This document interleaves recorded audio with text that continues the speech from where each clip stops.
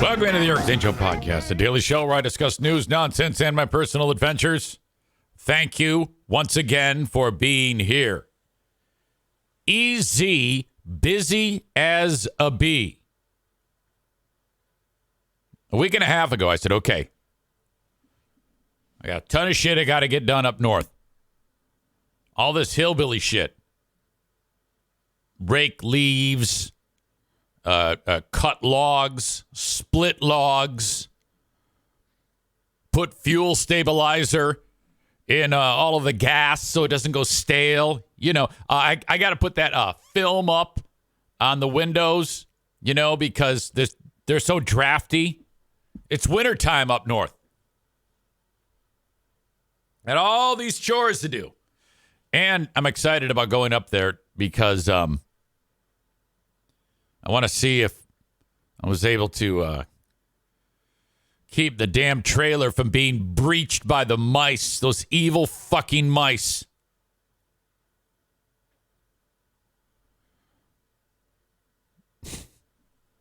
Linda writes, "Oh no, my Prime subscription expires in an hour. What do I do?" That's hilarious. I don't think Kenny is going to laugh at that, though. He doesn't like that. Anyway. And the plan was, okay, I'm going to go up there on Wednesday. Yeah, that's right, Wednesday. I'm going to finish up the show Wednesday, and then I'm going to go up north. I'm going to pack my 4 dogs in my truck. I'm going to go up north and then not bathe until I get home on Sunday. It's going to be that amazing of a time of being a dirty, filthy hilljack. Problem. My latest sponsor, the Grand Rapids Gold, said, "Oh, we'd love to have you at Media Day on Thursday." Now, these people just agreed to spend money with me. And I go, yeah, of course. I'm there. So that you know, that's today. So, you know, priorities. Like, don't worry about it, Eric. So then I'm like, put my ducks in a row yesterday. So that means like today, my plan was go to the Media Day thing, and then in the late afternoon, go up north. Then I got, okay, this is going to sound ridiculous. But when you get up there in the middle of nowhere, in the middle of the night, and it's cold and absolutely pitch black, it scares the shit out of me. I mean, hills have eyes type of deal. Nick says, I took the day off. I'm already up north in the deer blind. Archery deer hunting season. I don't know how you do it. That seems so miserable to me. I would be filled with so much trepidation. How is it that at what point in your psychosis are you like, man, because you had to have been a young guy, right? When you started hunting, a young kid. Hey, Dad, let's go kill shit in the woods. How the fuck is that fun? I just don't understand. I mean, believe me, I get it, and it's necessary, and I'm glad people hunt. But to me, it's one step below psycho. Hey, what do you want to do? You want to go to the Lions game? No. What do you say we go to the whorehouse? No. Let's go kill shit. I just don't get it. Ben Weller says, because venison salami is delicious. Yeah, I just don't buy that that's your motivation. I think that's just a side effect of it. Fucking lunatics. That's weird, though, because people accuse me of being like an anti-hunter. And it's like, no, not at all. I want more of you weirdos out there. Okay? We don't talk to you. If we are on Facebook and we see that you post a picture of you with your 12-year-old kid posing by a dead deer, we just unfriend you. We don't. No one likes you. The only people that like you are other maniacs who take silly pictures of them with dead deer. You're a weirdo. You just got to deal with it. Yes, you do have skills if the end of the world hits. You can go and you can live off the land. Congratulations. I'll just dip out, or I'll eat some of yours. Hall of Famer Chris in Maine says, I always hear, quote, it's tradition. It's about the camaraderie. He writes, fuck that. Yeah, I go up north and I sit by the fire, but I don't go kill shit.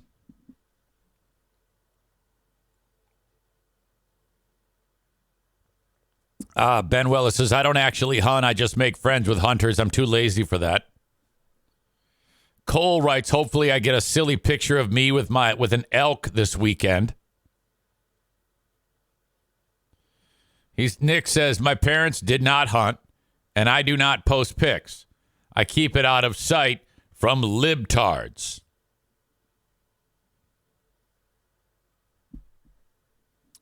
All right. Well, that's interesting to me because typically people don't keep it out of sight. They want to show it off. But I'm happy that it happens. It's really weird for me because it is, I am well aware of how critical we need these psychos like Nick in the woods. I mean, this is non-negotiable. I think actually that they make it in some cases too restrictive for the hunters.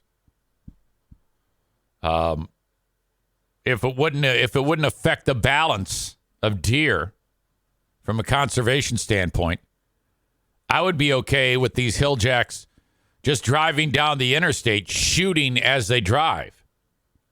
That it would actually be legal for them to mount weaponry on the vehicle. Like you're playing fucking Road Rash. Not Road Rash. What's that fucking game? Old school video game. I don't remember. Whatever.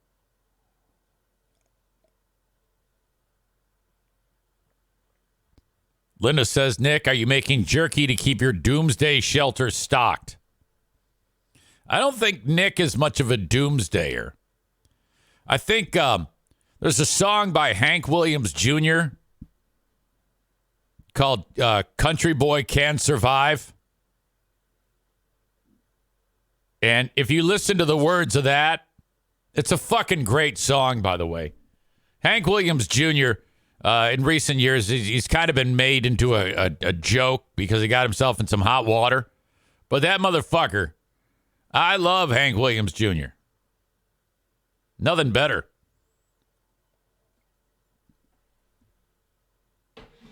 And a country boy can't survive. Country folks can't survive. All right. How the fuck did I get on that? That's what you're going to get a lot of today. Is a lot of this easy tangent off, whatever pops into his brain. Field Not Found says, EZ thinks hunters are psychos, yet thinks he would survive an apocalypse where you need to hunt or trap food to survive. Well, I don't recall saying that I would survive an apocalypse. I said I would just dip out.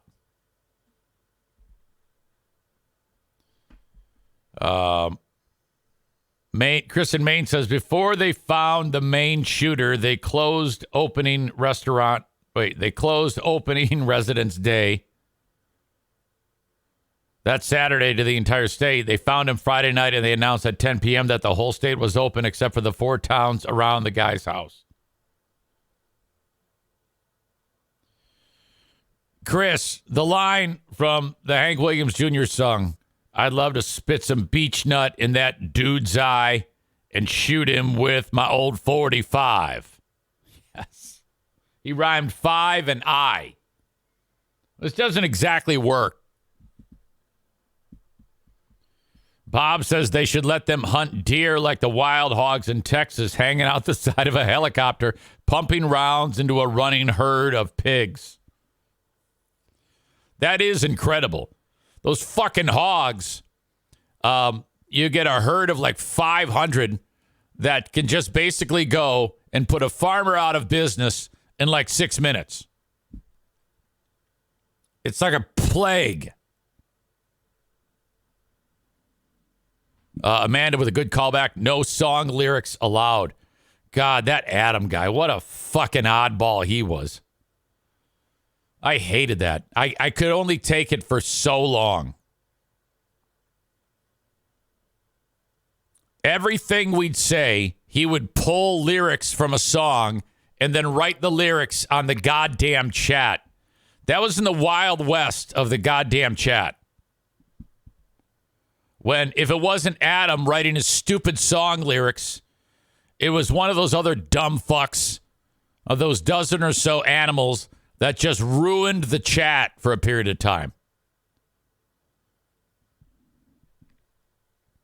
Chris, you're fine. You're fine. You're totally fine.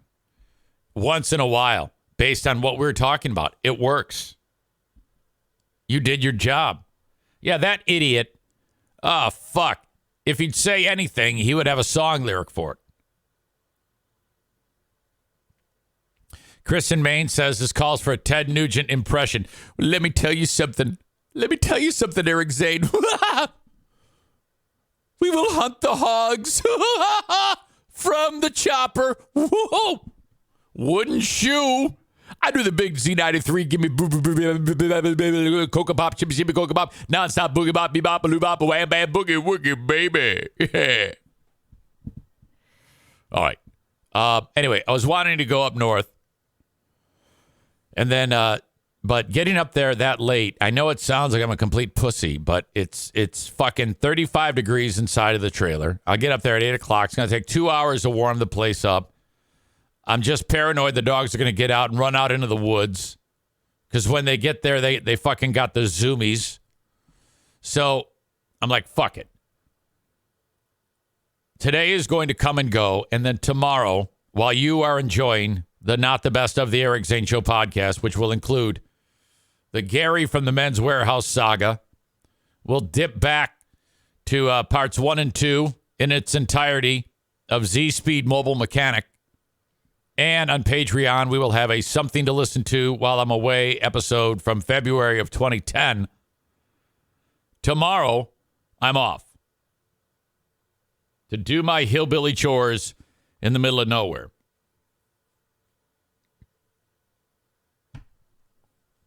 We're going, I think, with the lasagna, the Eric Zane Show podcast, Slaughter the Turks lasagna for Sunday with a nice salad and breadsticks. Oh, my God, my lasagna. Wow. Very underrated. Underrated. Okay? And you don't, make sauce, take the sauce, out of a jar. You actually have to make the sauce that you put on the lasagna. Now, I have to get approval from the board in order to make it because I usually run it up the family flagpole. If I'm given approval, I'm going to go with the lasagna. Ben Weller says, I smoked a lasagna yesterday. Try it. Okay, now, I don't know what the fuck that is. I don't know how you smoke a lasagna. Do you have to use one of those Traeger grills that everybody has? Or just any smoking apparatus? You know, you can actually buy a smoking box and just put the mesquite inside of that metal box and put some tinfoil on it and put it into a regular grill off to the side. But what a lot of people do these days is they spend, like Ben did, like $15,000 or $16,000 on one of these Traeger pellet grills, which it's the easiest fucking thing in the world. You open up a fucking door on that thing, and you just pour these wood pellets in there, and then you don't even prepare the food. You just open the lid, and as hard as you can, you throw the brisket in there. And then you close it, and then you come back, and it's perfect. It's like even sliced.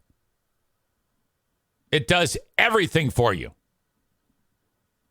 It takes all of the work out of it. Joe Martinez says they are junk. Ben says he paid $350. Well, I'm not. Trust me. Everything I say is exaggerated. Chris says 33 hours of smoking for 5 minutes of enjoyment doesn't do it for me. My problem is whenever I smoke something outside of pull, when I smoke something, every bite is like I'm actually taking a piece, a Kingsford charcoal briquette, and just eating it. It's always too goddamn smoky. I can't handle it.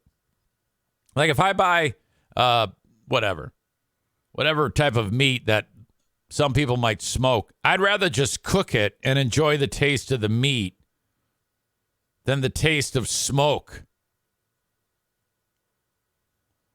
It reminds me of when I was in a chili cook-off before I knew how to cook chili. It was at the Bob. It was back in the day when at Cumulus, nobody was listening to the radio show. So I was concerned about being fired. So whenever they said jump, I would say, how high? And Lori said, yeah, you're cooking at the chili cook-off. You're going to have a table and you're cooking chili. And I'm like, God, it's like a Saturday. So I'm like, all right, I go all in. I prepare the recipe. I've never done it before, but I have to cook a large batch of it. So I have to get like a big fucking burner and a big pot. And, I scorched the meat, burnt it. So the entire batch is ruined. And it tasted like smoke. It tasted like it was burnt. Well, I still got to set up, so I finished making it, this tainted chili. And I start to serve it, and people are coming up. And in order to trick people, I got a sign that said easy, super smoked chili extravaganza. So I'm telling them that it tastes burnt, but I'm tricking them. And then I can't tell you how many people said, oh my God, how did you get this smoke flavor? And I said, well, that's a secret recipe and technique that I can't reveal that. And I just burnt it. Now, a few of the regulars who know a thing or two, I think it was Tony Gates, he knows about this shit. He goes, hey, baby, you burned your chili, eh? Oh, man, baby, you burned your chili. 97 LAV. And I'm like, yeah, fuck you. Everybody hates you. God damn. It was awful. It was fucking terrible. Young Adam Schwab says, speaking of the WBBL days, did you see Alan Bob's is going out of business? I did. I did see that. The guy who runs the place, Merle, he's the owner. He was quoted in the article as saying, yeah, I don't know anything about Facebook and how to, he doesn't know how to advertise. Okay? He doesn't know how to advertise, and he made that very, very clear in the article that in the day and age of buying online, he didn't have any ability to compensate for that loss. And he says, I don't even know how to Facebook or something like that. Now, if you're someone who says, I don't know how to Facebook, yeah, you're fucking dead. But not for lack of trying. I tried to get Alan Bobs on here. That guy, Merle, is the hardest person on earth to reach. And no matter what you do or say, he is not going to engage you. Like, I know him on a first-name basis. And I drove over there because I couldn't get him to pick up the... I've got his fucking cell phone. I would text, I would call, he would ignore. And then the people that worked there, Scott said, remember Scott? He said, oh, yeah, he's impossible to reach. He won't respond to anybody. So I drive over there, and I make a pitch. And he agrees to listen. He was a nice guy. And I go, this is what you need to do. And this is why you should do it. And you used to advertise with me on BBL. And you know, we can have a great relationship. I'll help you. Market Alan Bobs for next to nothing. And it's just the words are bouncing off of him. So now he's old, and he starts out saying in the story, well, yeah, I want to be with my grandkids. And then the further you get into the article, he's like, I nobody buys anything here anymore. Sales are like down because it's so much easier to, you know, grab your phone and buy whatever. Last Saturday, it dawned on me I needed a fucking microphone. At 10 a.m., I ordered this, and by 6 p.m., it was at my house. Motherfucker. How great is that? This is a remote unit that talks to this, and then it puts it into my phone. It's basically a handheld for out on the street, which I need for another reason. That's how quickly the shit comes these days. My God, do I love that. Can you imagine if you adopted somebody from like Haiti who has no idea about anything in the world, and you started to experience these things with a person? It would be nuts. My dear friend Mary Veldink, who is under the weather right now, she just had a medical procedure. Love her so much. They had a sponsored child. You know, you ever do that? Like here, especially in West Michigan, all these Dutch fuckers, they do that. They'll like sponsor a child.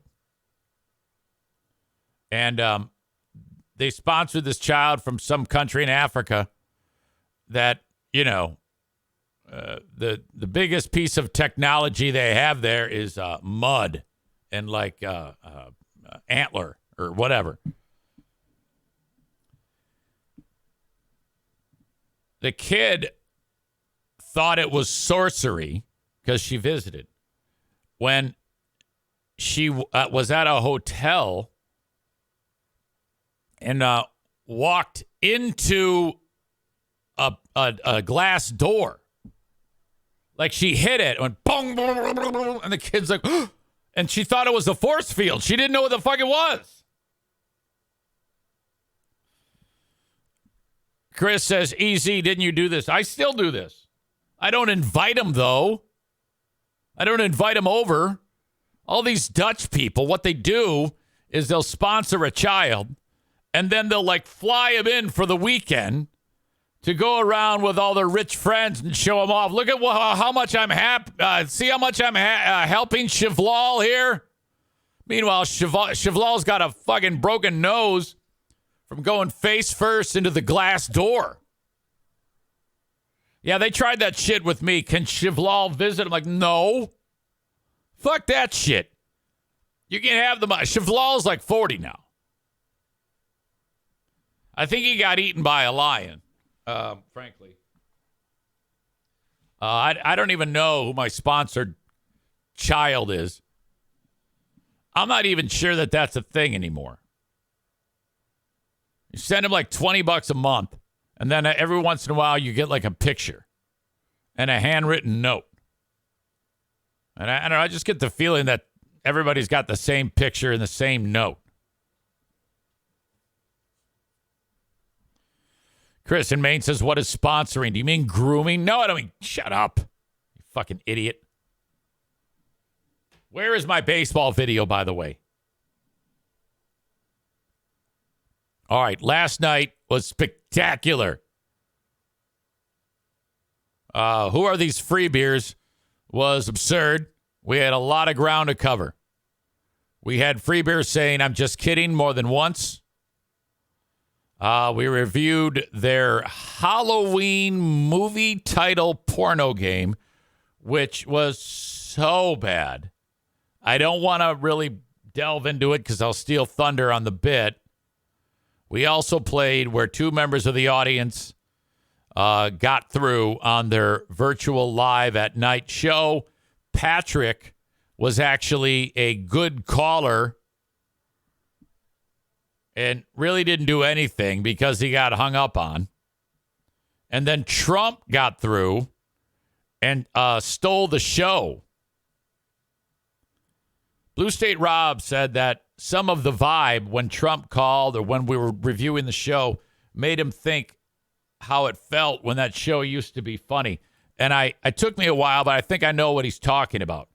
Trump called up and immediately started ripping on hot wings. Bad. And then Trump turned his sights on free beer and then challenged Steve. And then he went after one of the women on that show. He went in and basically just murdered. Okay? And Greg was dying. He was gasping for breath at how funny it was. It killed him. Within seconds of Trump starting to speak, everybody in the room was impressed at what they heard. Now, they probably assumed that that was an impression of Trump, a very good impression of Trump. But we all know that it's not. It's actually Trump. However, while they're all loving what they're hearing, dumb fuck Steve actually says, that's the worst Trump I've ever heard in my life. And they all look at him like he's got two heads. They're like, what the fuck are you talking about? For a brief moment in time, Easy, Free Beer, and the entire Easy Show Patreon audience were on the same page, pointing a finger at Steve and say, you're a fucking idiot. This is why you make bad decisions of doing shows with pedophiles. You're stupid. You dumb fuck. Oh. God damn.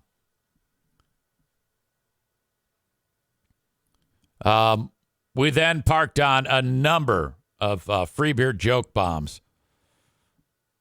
Like 3 or 4 in a row where he said something and just met with incredible silence and shrugs. It devastating. I would stop. So bad. And then we headed across the street for the Ben and Eric Patreon podcast, where holy shit. Oh my God.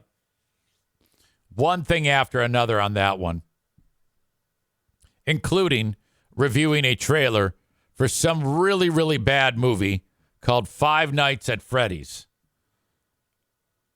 That Amanda swears is a great, great movie. And it's just another nail in the coffin of Amanda. I mean, it looks so bad. My God. And just so much fun as well. We reviewed part of Ben's radio show. We reviewed the NFK's 2020 video when he was recording his face when he thought he was trying to take a picture. And then he had a goddamn temper tantrum. It was awesome. Aram says, Free Beer laughing at Trump laying waste makes me think Free Beer still knows what good radio is, but just doesn't do it. Wow, what a comment. That's spectacular what you just said. I love that. All there for you to check out for free.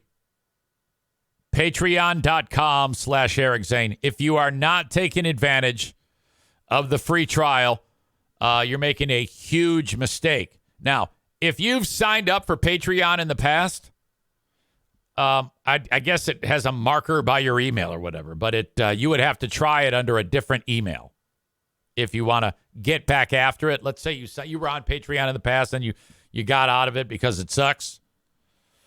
You can sign up again, but you'd have to use a different email because the software recognizes you and for whatever reason doesn't offer it. I don't know. But for those of you that have never taken advantage of this or never been a Patreon in the past, it's free. So you just go to patreon.com/Eric Zane, put in a payment form, sign up. It's 7 days from the moment you sign up. You do have the option of immediately canceling it, and you still get the 7 days. That is there for you. But I trust that you'll like it enough that you will want to keep it going. If you do sign up like right away, the only version of these shows that I mentioned that's available are the $10 level live streams, live stream replays. But I am editing up the audio podcasts and getting them posted ASAP. That is the $5 a month level. So thank you. Okay. That's what's burning on your old pal EZ's brain.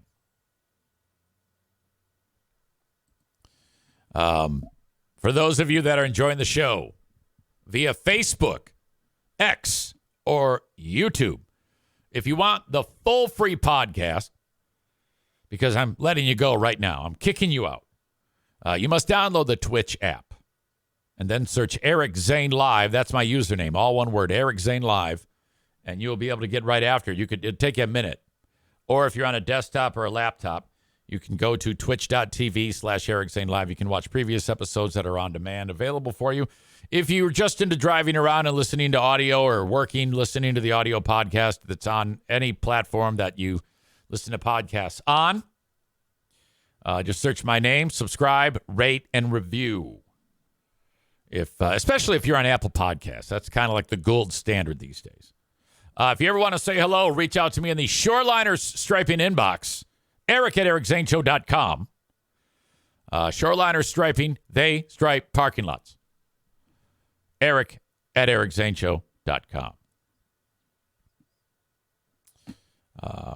All right. Facebook, X, and YouTube, thank you. Open and live stream brought to you by the Grand Rapids Gold. The season opens up on Sunday, November 12th. Now, full disclosure, if you were listening to this show yesterday, I talked about how tickets for November are on sale for $5. That was bogus info. And after I talked about it, I was informed that that is not a thing. That's a bummer. However, tickets are available for the home opener Sunday, November 12th. You can get them for as low as $13. They're giving away magnets to the first 1,000 fans. It's Veterans Night, half off all grandstand seats, taking on the Motor City Cruise. This is great, affordable family fun, as long as you don't buy beer. This year, the Gold are doing $2 beers, $2 dogs, but they're doing it on Thursdays and Fridays, and over 50% of their games are weekend games. So $2 beers, $2 dogs every Thursday, every Friday. The first $2 beer, $2 dog night isn't till December 8th. And on those nights, students can get tickets in the nosebleeds for $5. So you go up there, you drink, hit on chicks, hit on guys, and you don't break the bank. That is college night, Friday, December 8th. But more importantly, the home opener, November 12th. So a week and a few days away. I will be there. Cannot wait. Very excited about the opening weekend for the Grand Rapids Gold. There you go. You can get tickets. Just click the link in the show notes. Okay? And you can get after it. So there you go. Here's my friends of the Grand Rapids Gold. Grand Rapids Golds. Grand Rapids Gold. God, I can't even say it right. What an asshole. All these fantastic games are available. You just click on the link and off you go. Aram says easy with the old bait and switch. Absolutely. Unintentional. Aram says, I'm rewatching the film Whiplash. That movie was so good. Not sure why I don't remember it being so good. I love that movie. The guy who does the Farmers Insurance commercials. Isn't that weird? He wins an Oscar, and then his next big power move, what's his name? J.K. Rowling's. And then his next big move is to do commercials for farmers. We are farmers. Bum, ba-dum, bum, bum, bum, bum. I think he actually was. It was kind of like coinciding. He, because I remember when J.K. Rowling won that Oscar, Doogie Howser was the host of the fucking Oscars. And then after J.K. Rowling won the Oscar, Doogie goes, he won an Oscar. Bum, ba-dum, bum, bum, bum, bum. Played the part of J. Jonah Jameson in the first Spider-Man. Aram says J.K. Simmons is a genius, so creepy in Oz. Never saw Oz.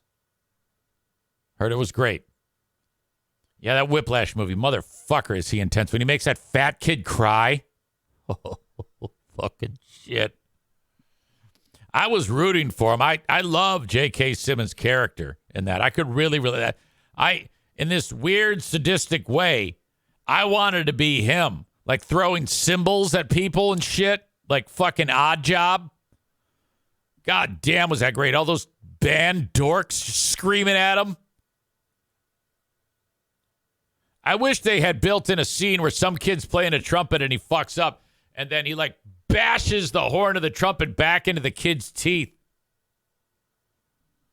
Fuck yes. That's all weird. Sorry. Okay, I got to go pee. We are off and rolling on this Thursday edition of the Eric Zane Show podcast. Don't go anywhere. I'll be right back. Just dawned on me. We have not heard from Stu McCallister in a long, long time. Or he hasn't heard from me in a long, long time. One of my favorite people on the planet. I think next week we have to do an edition of Who Are These Ottawa County Fascists? Eric Zane. Hey, Stu, I'm on the podcast, and it just dawned on me I haven't talked to you in quite some time. It's been a hot minute, yes. What's happening? Are you available to do Who Are These Ottawa County Fascists next week? Hell yeah, I am. I've been waiting by the phone. Yeah, it's getting hot and heavy over there. They're really going full-on fascist. I love it. Full lunatic? Yeah, it makes me happy. You know, people that live here in Ottawa County, they oftentimes say things like, I got to get out of here. This place sucks. And I disagree. I love it. I mean, we are at the center of ignorance, and we get to watch it all unfold, from the front row. It's a lot of laughs at that, right? Oh, it's great. I hope more shit happens. They start putting black people in camps just for just to watch it all unfold. Oh my God. Teachers coming into school in blackface, that kind of thing. Yeah. This is great. This is fucking the best entertainment in the world. It's something, man. I don't know. How do you feel that when you tell people that you live there? Like, what do people do? And they're like, oh, my God, what are you doing about it? And then you're like, I'm just mocking these people. Yeah, that's pretty much it. I mean, I don't know what they would expect me to do. Like, am I supposed to just rush in and do something? There's nothing you can do. You just let it go and just point and laugh at those motherfuckers. If you were to rush in with a gun, would they cheer you on, or would they be like, oh, my God, what's happening here? Oh, yeah. I mean, they'd say, oh, here comes the patriot who's going to kill us. This makes me happy. Wow. I'm looking forward to it, man. Ryan in the chat says, this is what makes evil artificial intelligence Zane impossible, because the real guy says things like putting black people in camps. It's true, man. It is true. Okay, so there's that. How are things on the Dippin' Dots front? I know you've talked about there are people that just don't want to work. Are you still faced with that nonsense? Yeah, there's a lot of changes coming to the job. We're moving apparently, and then we're not moving. There's new job opportunities. I have no idea what's going on, man. Why don't they just make you can you imagine if they made you in charge of everything? I don't know if that would be good. I think they all realize I'm a lunatic, and they're probably like, we should not put this guy in charge. I think you should be running like a hospital or something. You should be running something that's very, very important. I think those days are gone. Just put me in charge of ice cream, and everybody will be better off. Yeah, I know how it is. I mean, you and I both, careers are completely down the toilet. We just fucking get by and scrape by and yell at people. That's all we do. Hey, let me ask you this real quick. Whenever I tell people that I do a podcast, they're always like, oh, I should do a podcast. And then I immediately tell them, don't do a podcast. That's a good move. Do you get the same thing? Do people always tell you all the time they want to do a podcast? I've had many people not only tell me that they're going to do a podcast, they'll then ask me if I can tell them how to do a podcast. And then I always say, of course I will. Right. And then I'll sit down for 45 minutes of time and explain to them the basics about how they can get up and running. And then they do 3 shows, and then they never do another podcast again. Yeah, that's pretty much how it works, man. Right. I don't know if they think they're going to get instantly famous or what's going to happen. So, but yeah, that's pretty much it. I've said to many people that about how much credit I give you because you started from scratch, and that's different than what people like what I was able to do. You got it more challenging. So I don't know how the fuck you stick with it. I mean, that's not the easiest thing in the world. It's a glutton for punishment and ultimately not caring what other people say. Yeah. Do you find it to be an outlet? Because you sent me a clip of you telling everybody to fuck off not long ago. You were really going crazy telling everybody to fuck themselves. Yeah, I think I said fuck 16 times in 18 seconds. I think that's what it was. Oh, it was incredible. It is kind of an outlet. Yeah, like I know a lot of people, like in the comedy world, people are like, comedy is therapy. And I'm like, no, please never think of comedy as therapy, but you can think of it as an outlet. And so for me, the podcast is an outlet where I just get to say outlandish things. I don't really talk to too many people. Like probably my talking to you right now will be it for the day. I won't talk to anybody else. So I can get on the podcast and just spout nonsense. Not that different from me because I don't really leave the house. Sure. I usually just take the dogs for walks, pick up their shit, and wave at people. I had a kid the other day. I was talking about this on the podcast. There was a kid in the neighborhood, and this is how kids are all stupid. But I was walking the dogs, and this was the interaction. And I don't know how the kid found this out because we just had an issue with one of our dogs a few months ago. But this was the conversation. The kid says, hey, He's probably like 13. Aren't you the guy that does the voice of the Grand Rapids Griffins? And I go, yeah. And he goes, wow. And then his next sentence is, didn't your dog die? And I thought, it shows you how fucked up how retarded kids are. Because there was no buffer in between. Right. If he would have said, I just love your dogs. Oh, I heard one of your dogs died. I mean, that would have been acceptable. But he went from hockey to dead dog. And then I'm like, how does he make that leap? He's a fucking idiot kid. That's what kids are all like that. Fuck those kids. Kids are such pieces of shit, Stu. You sound like my podcast. That's all I talk about.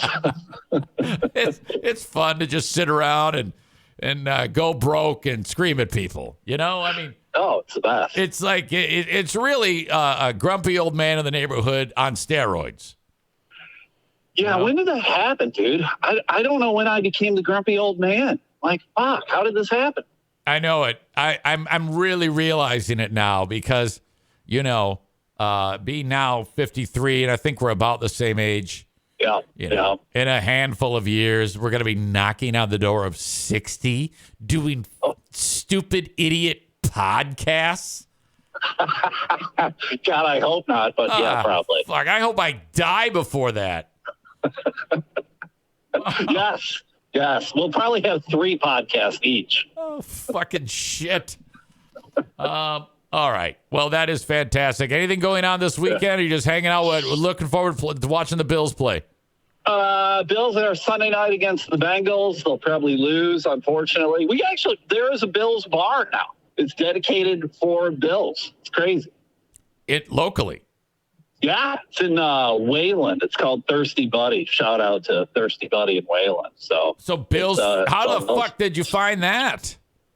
The guy who's the manager of it he's a Buffalo Bills fan. He's like, hey, come down here. So we get like 20 to 40 people all gathering to watch a game. It's weird. It's pretty weird. That's amazing. That is really amazing. It's a good time. Yeah. Right. So are you still jumping through tables? It's been a minute, but I got 4 tables in my garage I need to destroy. So at some point I will destroy some tables. You got to do it if they're like in the playoffs. Yeah, I'd like to do it before then. So I don't know. We'll figure it out. Me. I'll let you know. All right, Stu. I love you. I love you too, man. Let me know when we want to make fun of weirdos. Yeah, I'm thinking next week. I'll let you know. Okay, man. Okay, sounds see you. good. Stu McCallister. Love him. Oh, my God. One of my favorite people on the planet. More people should enjoy the LMNO podcast. Never enough people listening to Stu rant and rave like a psychopath. Before I bring in Kyle from a company that used to market on the Eric Zane Show podcast, thank you to the Mario Flores Lakeshore team of Van Dyke Mortgage, 231-332-6505. Mortgage rates suck now. Still better than paying a landlord. You paying off the landlord's mortgage. Get into a home today. 231-332-6505. If you've been in your home for quite some time and you need cash for maybe some Christmas presents or home improvement or, I don't know, whatever, loan for a car, borrow it from yourself. 231-332-6505. I had no less than 2 people reach out to me yesterday and indicated, I think one was David and the other one was Rich, about the Joe Martinez furnace tune-up special. Special meaning it's free. That's right. Get your furnace tuned up for no cost. What started, well, for years I've talked about $79, which is great. And that's important to do. But DTE Energy, the gas company, realized the pedigree of his professional nature and said, we need you to help us tune more furnaces, so we will pay for the cost of it. Now, they like your furnace tuned up because it uses less gas. It runs more efficiently. Okay? when the furnace is tuned up. So you get it for no cost. And it's not one of those annoying things where you have to send in your rebate and you forget it and it winds up in the junk drawer and it's 5 years expired. No. You call Joe today, 616-516-8579, 616-516-8579. You figure out the date. He shows up, he tunes it, and leaves. You're done. You don't do another thing. He takes your information and he mails it in, and then DTE sends him the cheddar. Holy shit. That's awesome. Call him today, because I'm getting the impression a lot of people are calling him. I can't say for sure, but it might get to a point when it's fucking booked out. And you don't want to be reaching out like, at the end of winter like a dick. And I don't know how long this is going to last, this offer from DTE. But my God. That is the fucking best. All right. It's time to reach out to Kyle from a company that used to market on the Eric Zane Show podcast.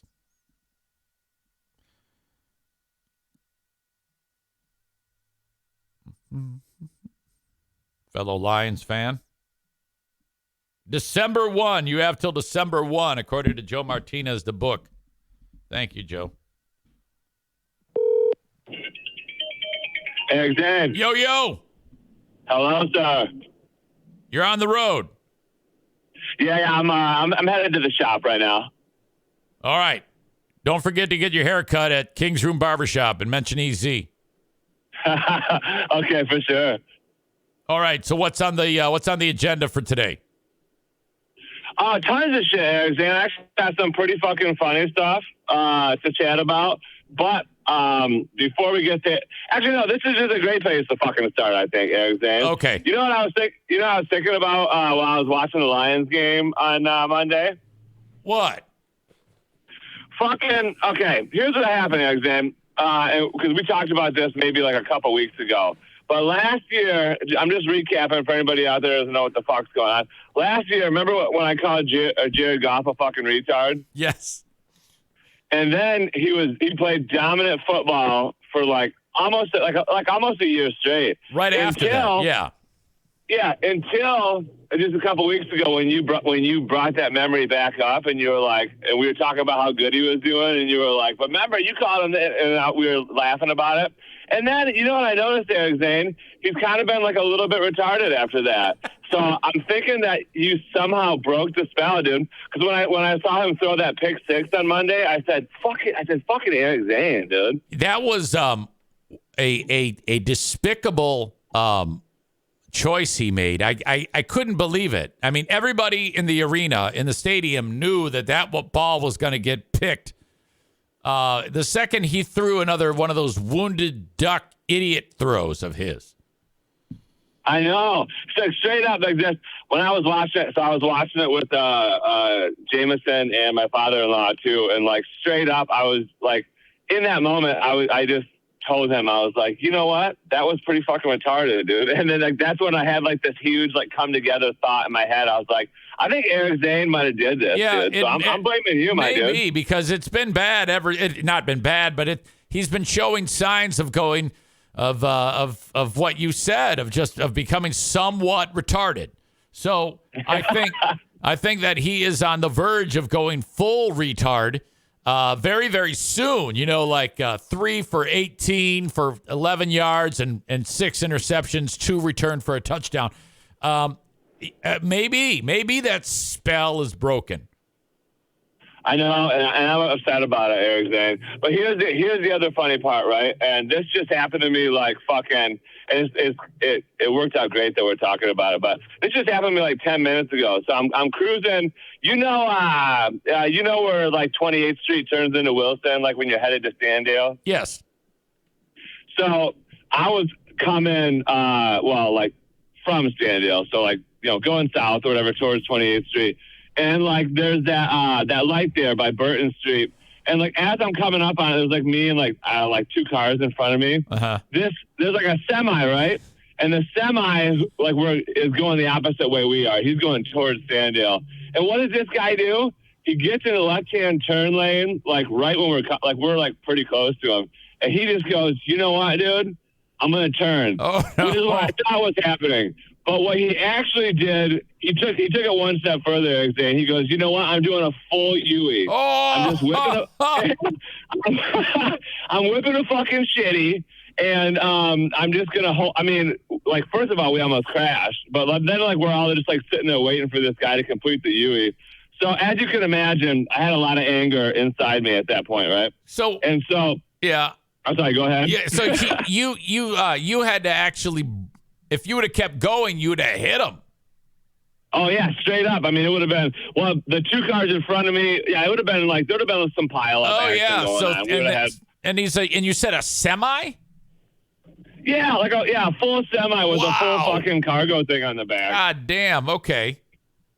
But so then here's what happened. So then obviously it's one lane at that point. So we had we're just kind of like following the guy or whatever. But then I got up to 28th Street where the lanes widen or whatever. And here's where the stories connect, by the way. But so I get up and I notice that his window was cracked a little bit. So I just opened my window and yelled, "Are you fucking retarded?" Like as loud as I could. So probably Eric Zane for the next year, this guy's going to have a fucking great driving record. And then like next year around this time, I'd like to revisit it and have you break the spell. Oh my God. So fantastic. God damn. Kyle is listening. Another Kyle. He works in that area. He says, sometimes at lunch, I'll just watch traffic on Wilson and 28th. All the horn honking and everything is really entertaining. Oh, yeah. That's just it's been a bad, area, actually, since I was a kid, because I'm like, all right, so you're telling me we're going to have fucking 2 lanes, like when you're going towards Standale, like we're just going to have 2 lanes, and then we're going to go up over this hill where nobody can see the lanes are turning into 1 lane sign until it's too late, and it's always the fucking semis that are too late, too. Yeah. Hey, I want to talk to you about this because Halloween just came and went. And I can't tell you how many times kids come to the door with their mom and dad. Now, when I grew up, that wasn't a thing. Your moms and dads don't go with you. You leave and you're gone for like 11 hours. And, you get back at like 2 a.m. and you're like 4 years old and mom and dad don't give a shit. It seems like now every parent has to go with the kids. I know. You know what? These kids are basically Jared Goff in it. Let's face it. Because you're right. Like going by yourself and like having like that friend time together, dude. Right. Like that's. I actually just told. I was talking to. I guess my niece. I guess you would call. Yeah, my niece, and she had like this little fucking. Like a little pumpkin like type candy receptacle, you know what I mean? Yeah, a bucket. And I'm like, I know, like what the fuck, like I didn't say this to her because she was like 8 or something, but I'm like, hey, next year you go, I'm like, you should fucking tell your mom like, hey, I would like to do what you and my dad used to do, and or my uncle, which is me. And just take fucking a bunch of pillowcases. You know what I mean? Like we filled pillowcases and shit. And this kid had like a tiny little pumpkin bucket thing. I'm like, what the fuck's going on? And there's always one dick in the neighborhood who'll give you like a fucking homemade popcorn ball, that's probably dipped in fucking cyanide. And, you don't even, you just throw that away, and then some dick will give you fruit, and then another asshole will give you a Bible tract, and then another asshole will give you a toothbrush. It's like, fuck you, I know. This one dude, we went up to this one house. So J-Mo dressed up as a dumpster diver, which, okay, that sounds weird. Wait. So it's like a little... Wait a minute. It's like a little fucking like fabric truck. Like you put like these little straps around your shoulders, and you essentially like it looks like you're driving in a little trash truck. Oh, okay. And then we just put like dumpster divers signs next to it. Anyway, yeah, you can. So we're cruising around, and like we walk up to this one house, and this like guy like looks at him, and he goes, here's some Play-Doh. And I'm like, are you fucking, this guy was Jared Goffin it too. I'm like, what are you handing out Play-Doh for, dude? I don't get it. Like, what's going on? Play-Doh goes in your stocking for Christmas, dick. Get with the candy, dude. Asshole.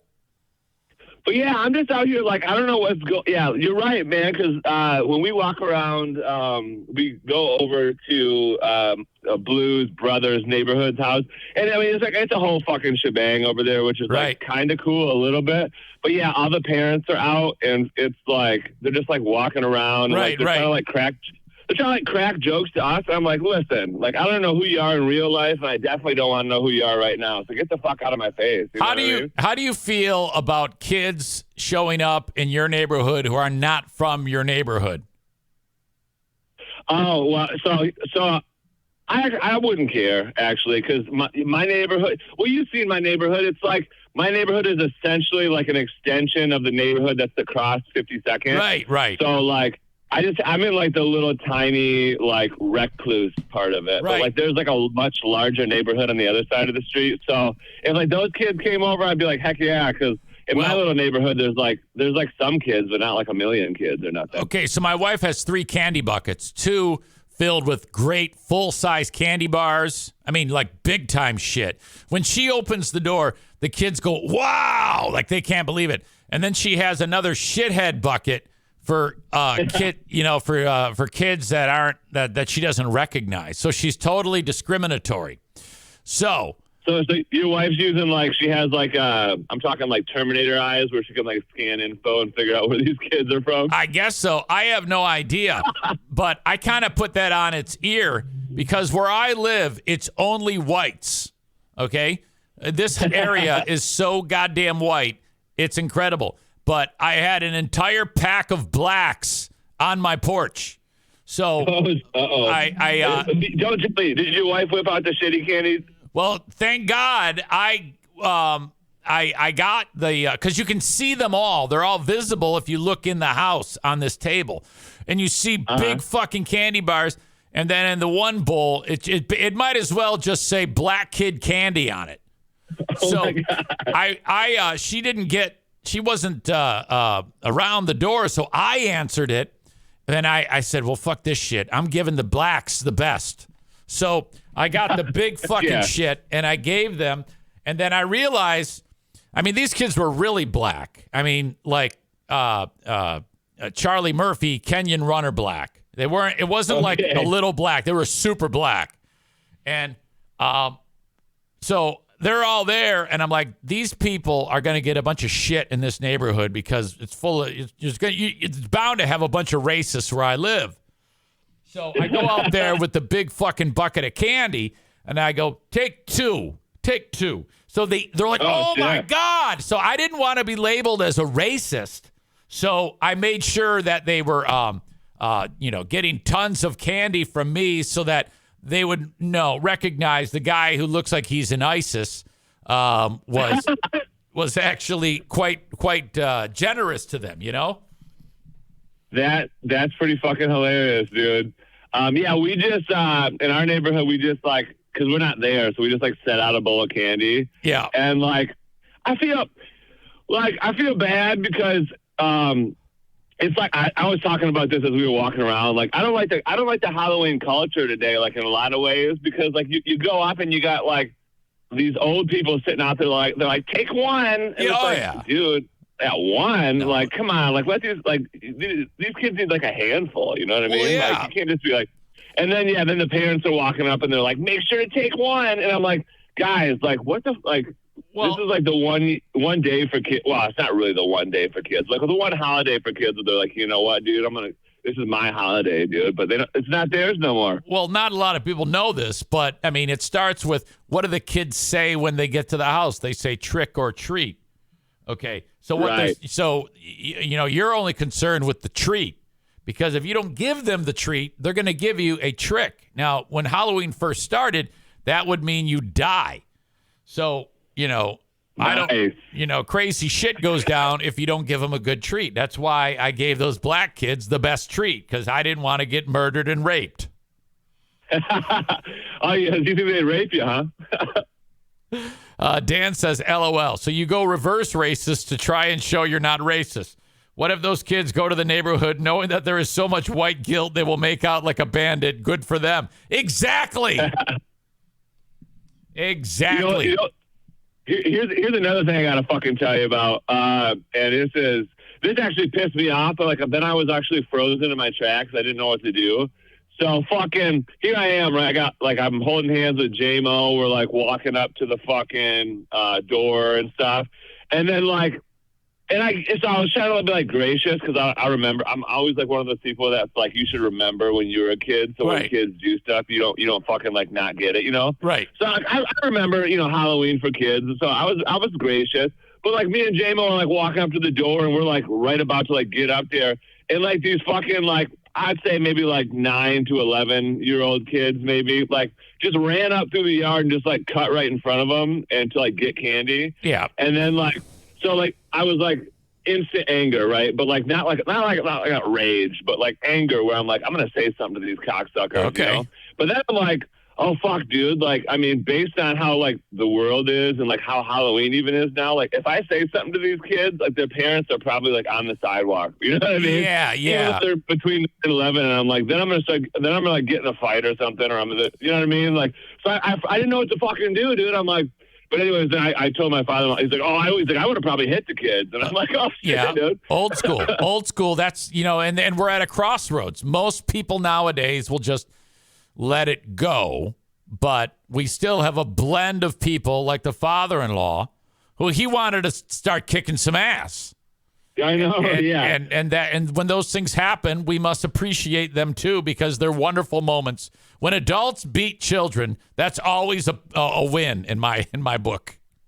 Oh, straight up, I'm right there with you. Like one of my favorite fucking things is like when you see a kid do something stupid and either they number one hurt themselves really bad, which cracks me the fuck up, or they get fucking just reamed out by the parent for doing that stupid thing. That's just always fun to watch as like an innocent third party, Tyler in the chat writes, Kyle Tiller calling his kid J-Mo makes me think of Jameson Williams, and I'm picturing his kid constantly dropping candy all night.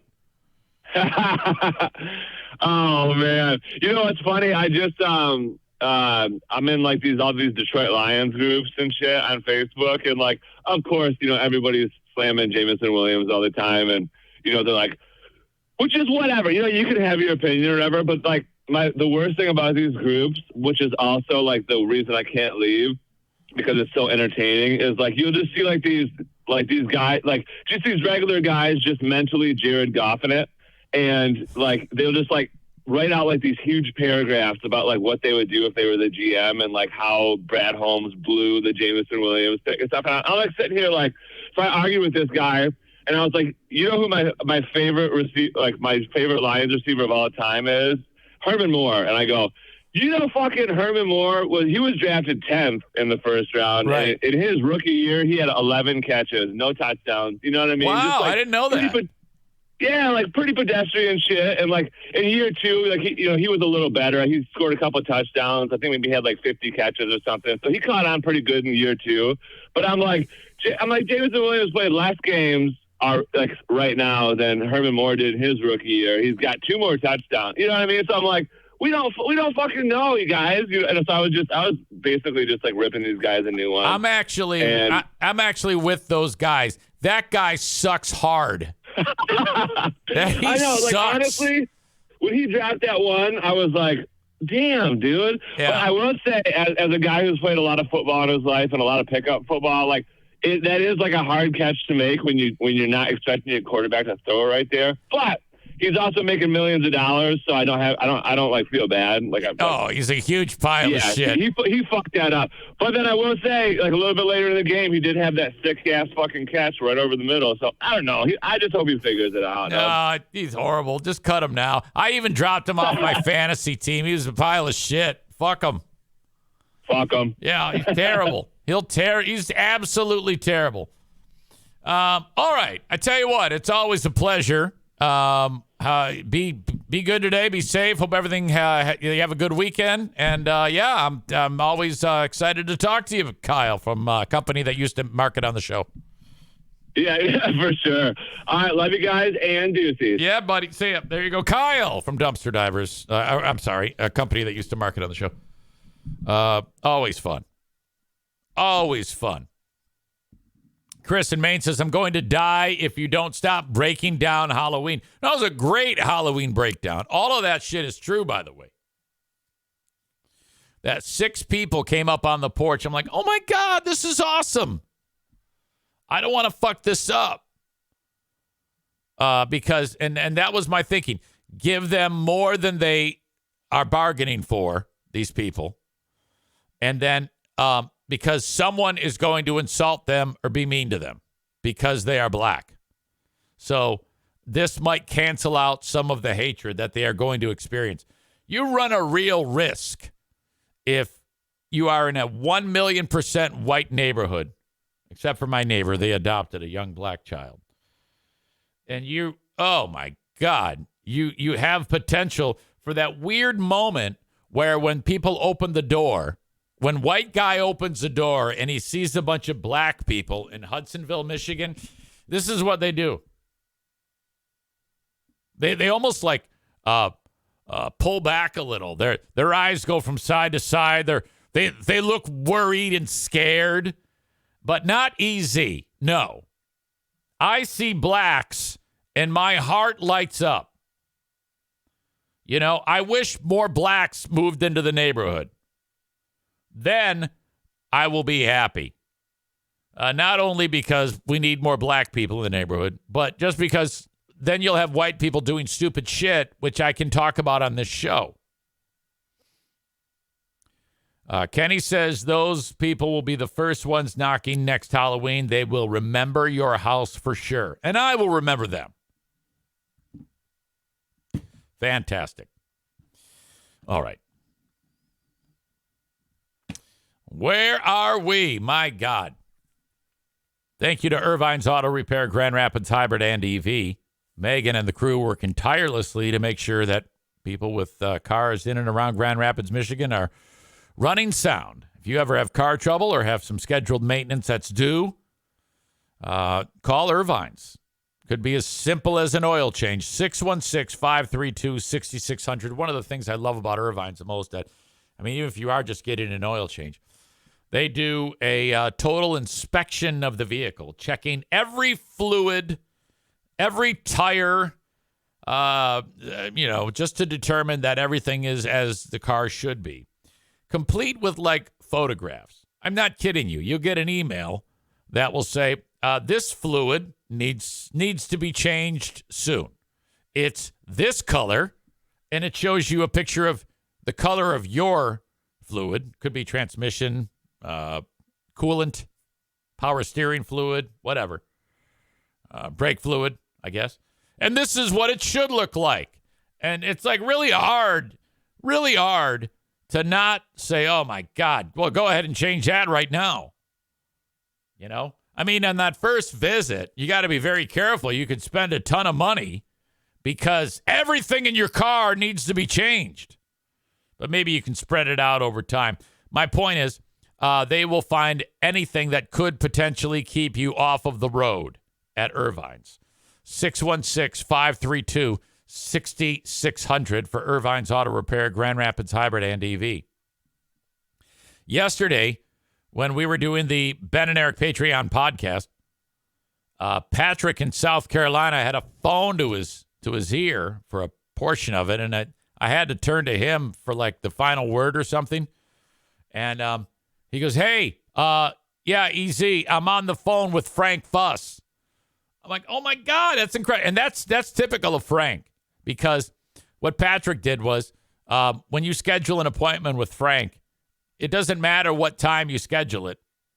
Being that he is the licensed independent insurance agent / broker, he's used to working at odd hours depending on the customer's needs.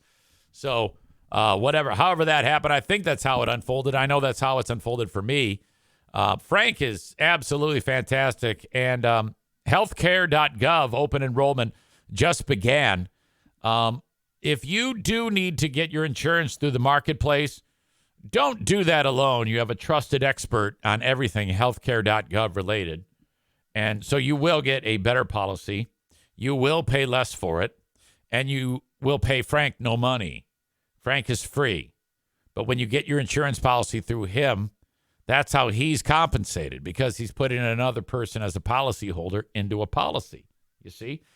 Yeah, you can do it, but, I mean, there's a lot of time involved and a high risk because you can do it wrong. I did that the first year I utilized healthcare.gov. This is not a problem anymore because of Frank.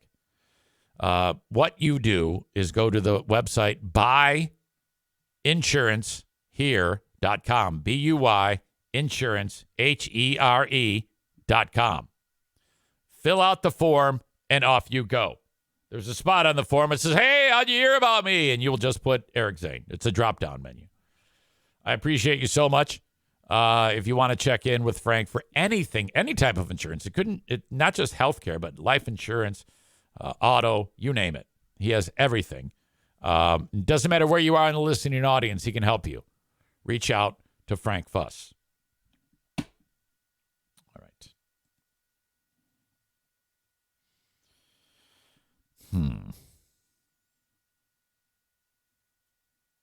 What's going on here? Amy says, Hudsonville. Welcome as long as you are white and Christian. Except for EZ, he loves all. Amy then says, yay, Megan. Get a cheer from Megan. Even if your car is a piece of shit. Then there appears to be some car trash talk going on.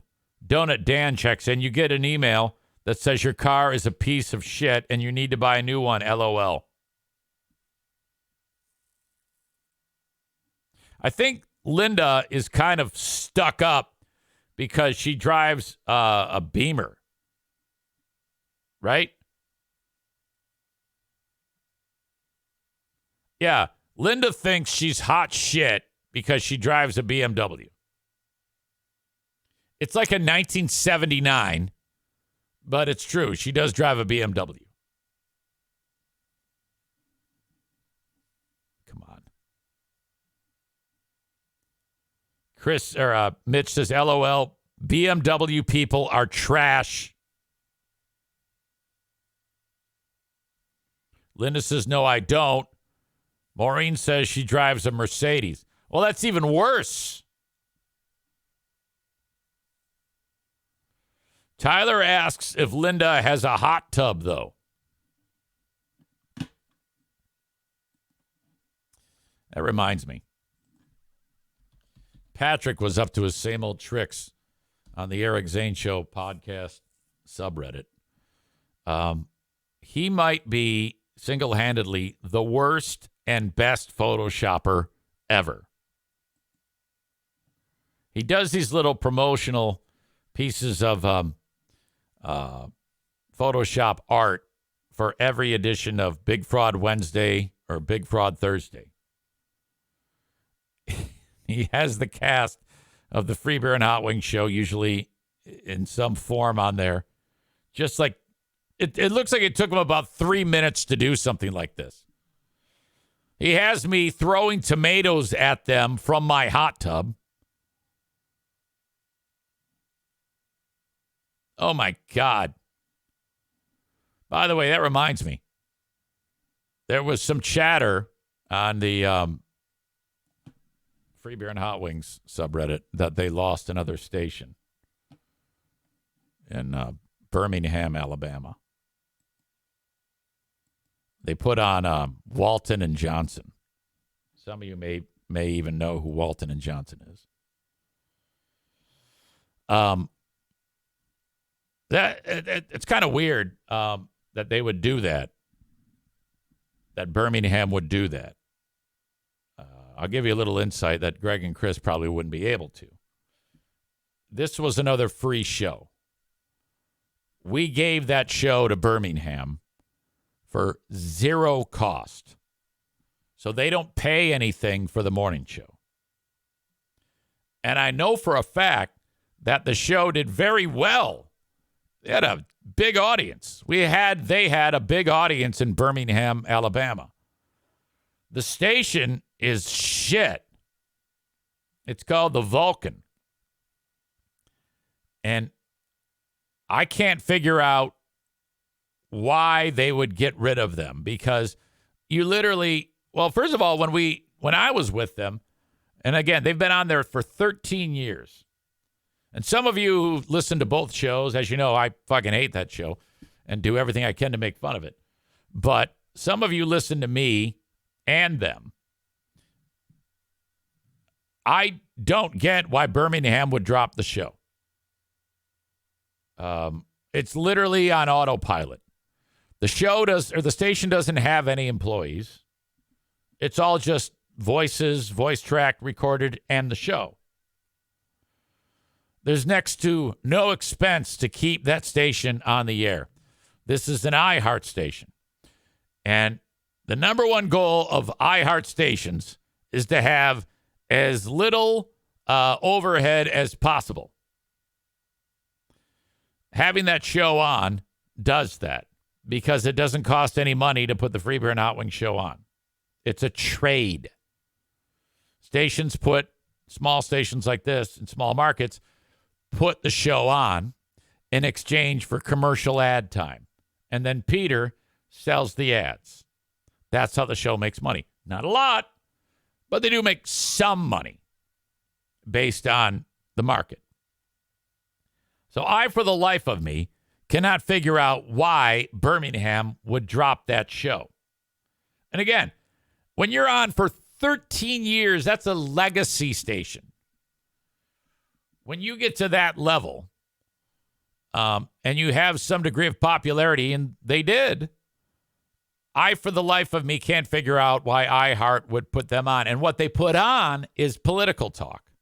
Walton and Johnson is a right-wing show. Like, if you were to go to their website, they're selling Trump shirts. And they're not funny. Well, I mean, Greg and Chris aren't funny either, but at least you have 13 years of heritage to power you. And people are so fucking pissed off about this. I was shocked that they got rid of them. I thought they would be there forever. So I'm not understanding the move or the motivation. And I'm hearing conflicting stories. I heard one story that they told Greg and Chris that the whole station is being reworked and we're putting in a new show. And then that's not true because they left the station as it is and just changed the morning show. So I don't understand. You know, I wish I was a fly on the wall. I imagine I know about as much as Greg and Chris on this because that's such a fucked up way to do business. The way when you're on a syndicated show that's in another town, like that's not your home market, boy, you are treated like shit. You can roll out the red carpet for that station and work very hard to keep them happy. And then for whatever reason, when they decide that they want to move on, they don't even give you the time of day. They just take you off, and sometimes they don't even tell you. I can't tell you how many times. God damn it, I was so pissed off when WQLZ in Illinois did that. That same fucking thing. This piece of shit named Wes something or other. I forgot that fucking nerd's name. Motherfucker. He used to run the radio station in Albany when we were on. And then he got another job in Springfield on another station that we were on. And as soon as he gets there, he fires us, and he takes over mornings. And he takes over with some chick who was also on there. Well, that was in a wilder time for EZ. I went on social media and instructed the audience to threaten them with violence or some shit.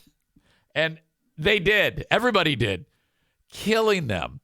Well, the fucking owner of that station, his name was Mark Birch. He reaches out to Peter and says, I'm going to sue these guys if you don't call off your fucking dog. And then Greg called. This is when I started to realize I was getting fired months from. This was near the end of my time. Greg said, you're going to get fired. If you don't shut the fuck up, you are going to get fired. And I went, yeah, you're kind of right. So I backed off. I could have gotten fired for that. I was like harassing these people. This was the chick who I said some horrible things about her. And then years later, I'm podcasting for a living. All right. And I go to a radio conference called Conclave in Minnesota. And I recognize a few people from the radio station that I used to be on in Green Bay when I was with Free Beer and Hot Wings. Now, everybody there hates me, but I don't know it yet. I go, hey, how you doing? They're like, hey, what's up? Fuck you. And I sit down at their table to have like dinner. One person there was extremely quiet. I didn't recognize her, but it was that chick who was on with Wes on QLZ. She's since left the Illinois station and went to the Green Bay station. And I'm sitting right next to her, and I don't recognize her. I'm like, so what's your name? How you doing? I'm Eric. And I like totally dogged this chick on social media. I've told this story on this show. So as the day winds on, I'm like, wait a minute. Like the wires touch in my brain, and I go, oh, no. Oh, no. So I go up to the dude from Green Bay, and I go, hey, is that? And he goes, yeah. I go, oh, no. I go, do you know what what's on my mind right now? He goes, I know exactly what's on your mind right now. I go, oh, Jesus Christ. So I felt terrible. So I actually went up to her. I go, excuse me. Are you? I don't remember her name. So-and-so. She goes, yes. I go, oh, my God. I go, I don't know. I mean, I had this real, like, humble moment.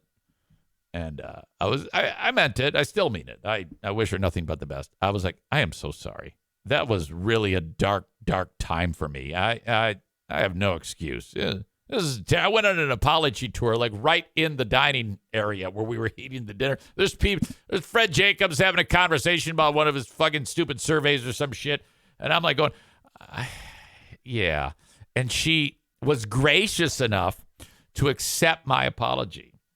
And we ended on good terms. And I came back here and told that story. It was actually quite a good moment. She then did a podcast about that. She like talked about it. And I listened to it, and I felt like an asshole again because I like really hurt her feelings. But yeah, I should not have done that. That was ugly. My God. Going down these, pulling back the curtain and talking about these radio stories. I know I enjoy them. I hope you do. But I'm actually team Free Beer and Hot Wings on this Birmingham thing. I can't stand those fuckers. But I can't believe for 1 second why that it would be a good decision for Birmingham to put that piece of shit Walton and Johnson show on.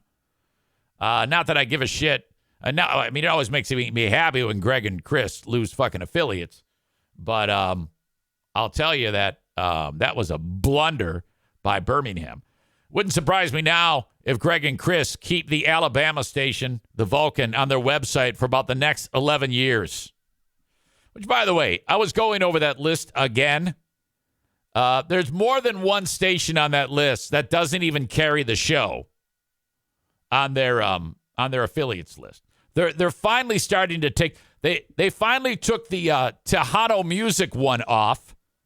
Some station in Texas, Texarkana, switched to Tejano Music, and they're like, "Oh yeah, we're on this station." No, you're not. And then the Chattanooga station. And then there's one right now that they're not on that they claim that they are on. This is now officially the end of the I Agree with the Free Beer and Hot Wings show.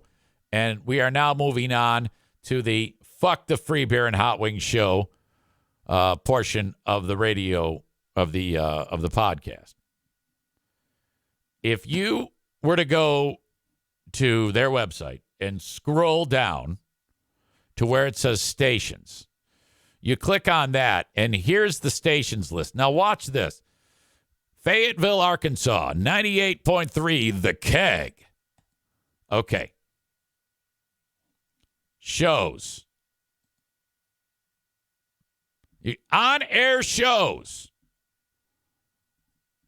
You can listen to Number One Son, Ethan, Anna, Pike, Eddie, And that's it. There's no mention of the Free Beer and Hot Wings show on here. If they are on this radio station, every member of the radio station hates them and doesn't promote them. And they're being told by management to keep them on. Maybe if in the search field I type free beer, I can get something related. Look, search results for free beer on their entire website. No content that matched your search. Is this a town square station? I do not think it. No, it's a Cumulus station. If they are on here, no one likes them. But isn't that not strange? Anyway, I think they're down near 40 stations, which warms my fucking heart.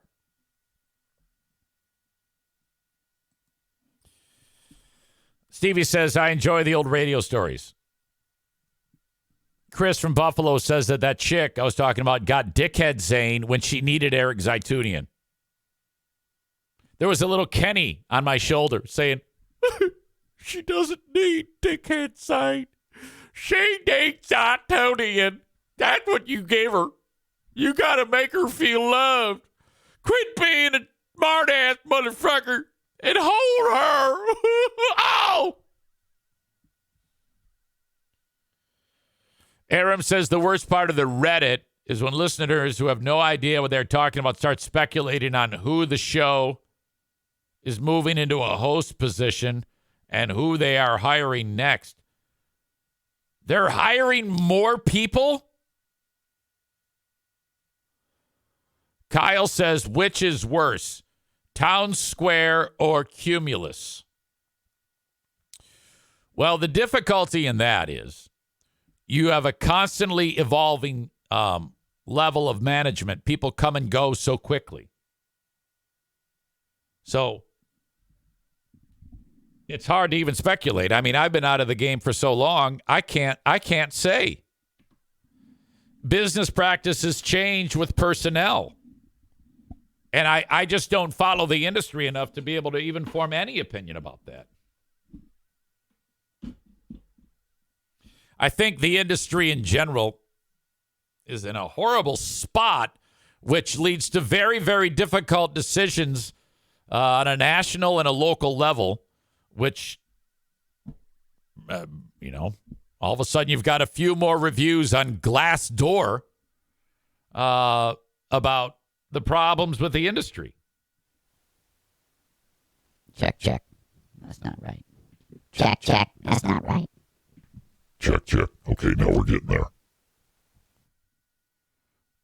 Linda says, do devil voice Kenny. Hey! She needs Aaron Zaitunian, motherfucker. Ow! And you're giving her Aaron Zane! What the hell is wrong with you, man?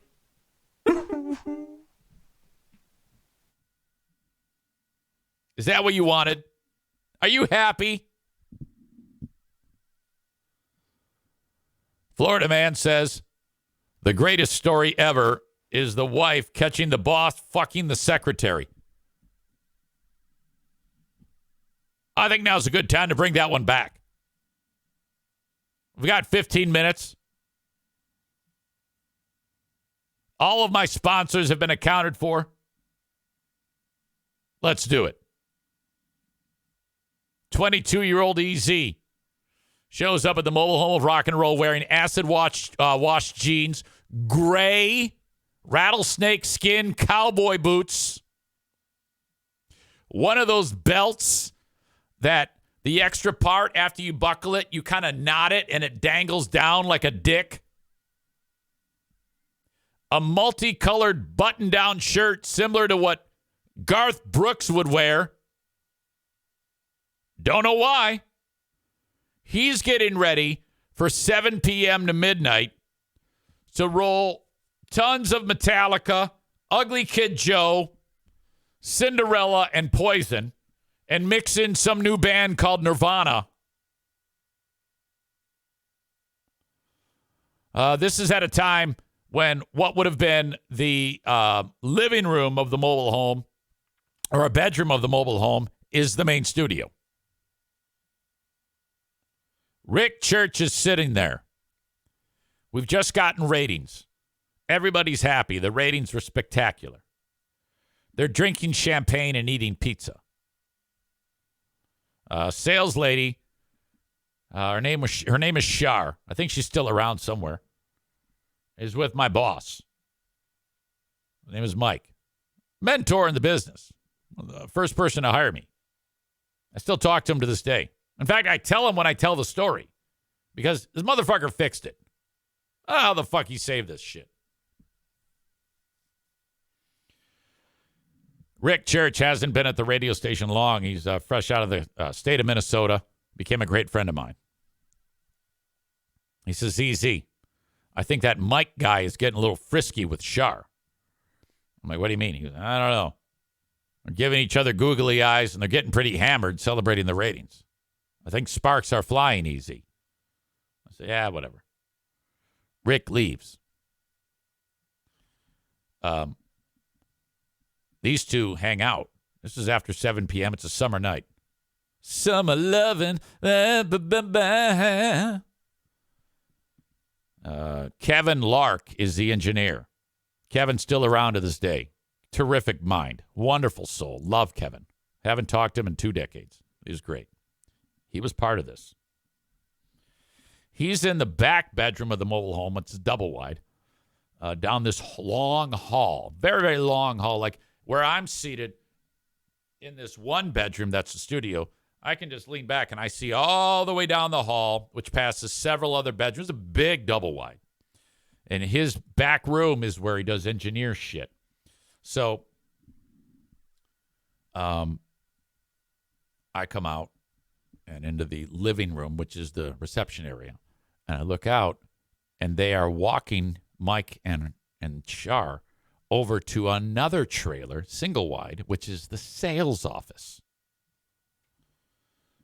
And I'm like, okay, I think Rick was right. Something's going down. So I go wandering down the hall. Kevin's got his nose, or his glasses on the end of his nose, and he's soldering shit. And he looks up, his glasses, he's looking at, and I go, hey, dude, I think something's going down with Mike. Mike and Shar. He goes, oh, no, Mike's married. I go, yeah, I know. He goes, oh, I wouldn't, Eric, no. I wouldn't even worry about it. I go, I don't know, Kevin. I mean, come on now. 2 and 2 make 4. Don't worry. I go back in the studio. Roll some fucking Gypsy Rose. Gypsy Rose? Gypsy Road. Gypsy Road by Cinderella. Great fucking song. God damn. Maybe some Warrant Cherry Pie. I walk out and I look out the front window where the reception desk is. And I actually see the moment where Mike puts one arm on one end of the desk and pushes all the shit off it. The desk set goes flying. A big calendar that you use, you write your fucking dates on.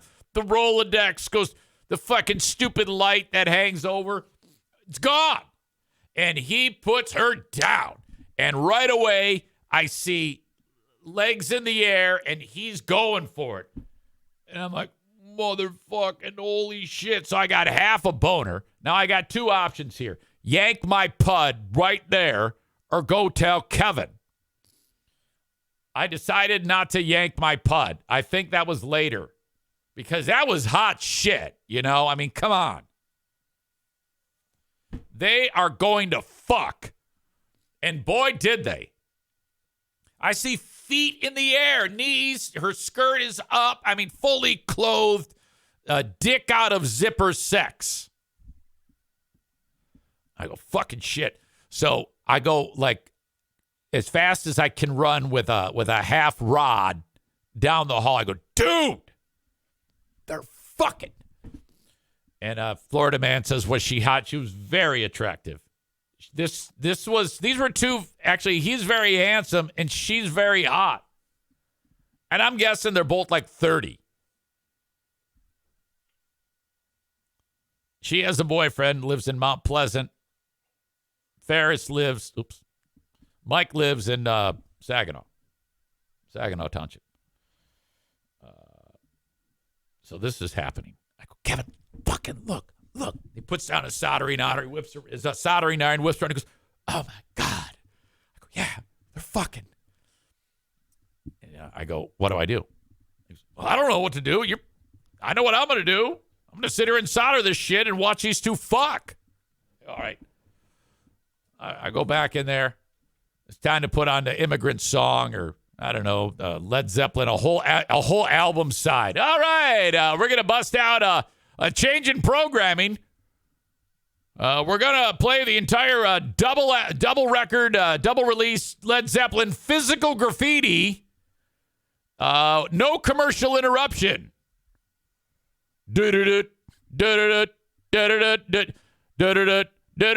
Cashmere. And then, so then the phone rings. It's the hotline. This is a big strobe that goes off. Apparently, Mike's wife has the hotline number. Hello. Hello, this is Mrs. Mike. Who is this? Oh, hi. This is Eric Zane. I'm the night slammer here at Z93. She goes, oh, hello, Eric. Is Mike Blank there? I go, now, very young, 21, 22. I don't know what the fuck to do. So I lied. I said, I don't know. I've been in the studio here. Yeah, I'm just working on some stuff right now. I'm kind of in the middle of something. I don't know, Mrs. Mike. She goes, oh, okay. Could you check? Yeah, of course. Yeah. It'll be a minute. So I put it on hold, and I sit there. What the fuck am I going to do here? I am now involved. I can't just go, hey, Mike, your wife's on the phone. I probably should have. I probably just said, hey, Mike. But I was very frightened. So I lied again. I picked the phone up. I go, he is not here. I guess he left. And then she says, did you happen to see him anywhere around there with Char Blank? Okay, so maybe at home there's been a couple of instances where, something's happened that I'm not aware of. Oh. Chris says, yeah, I'm recording Cecil track. Hey, poor boy. If some get the boss is fucking somebody in the other room. Tyler says, what are the chances she called right then? Does she have Dick Dar on her husband's crank? So I've lied to her twice now in 2 minutes. Okay, well, thank you. I hang up. I go down the hall. I go, Kevin, Mrs. Mike just called, and I just talked to her, and I lied to her. I'm worried. Well, yeah, I could understand that. He goes, what are you worried about? I go, well, I'm worried she's going to come here. He goes, no. She's got her son and a baby. I go, I don't know, man. She sounded really suspicious. And I lied to her. She's smart as fuck. She already thinks he's banging her. So she knows I'm lying. I can promise you she's loading up the car and she's coming here. Fucking shut up. I went back in the studio. And I put on Enter Sandman. And the song is fading. Off the Neverland. It's fading. You know how, because that's a slow fade. And all I want to do is key on the mic and go, that's right. Enter Sandman. Zane show. Cecil with a Y. Hey, poor boy. And I haven't even turned the mic on. but I'm getting ready because the song's coming to an end. It's got about 90 seconds. And as the song's starting to fade, I'm getting ready to turn on the mic. Out of that back engineering room and moving as fast as he can. And I'll never forget because he was actually skipping. It was Kevin, the engineer. He was actually skipping while saying, with each time his foot hits the ground, she's here, she's here, she's here, she's here. And I'm like, oh no, oh fuck, here we go. I go, what are you going to do? He goes, I'm hiding. He hides.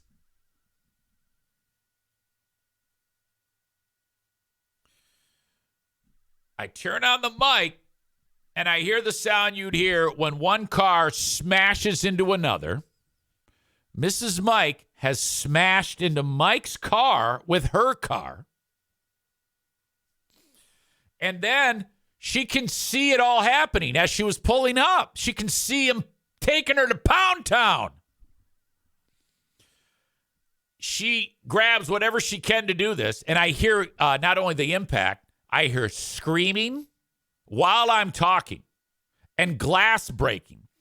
Mrs. Mike is busting all the windows of the single wide of the sales office.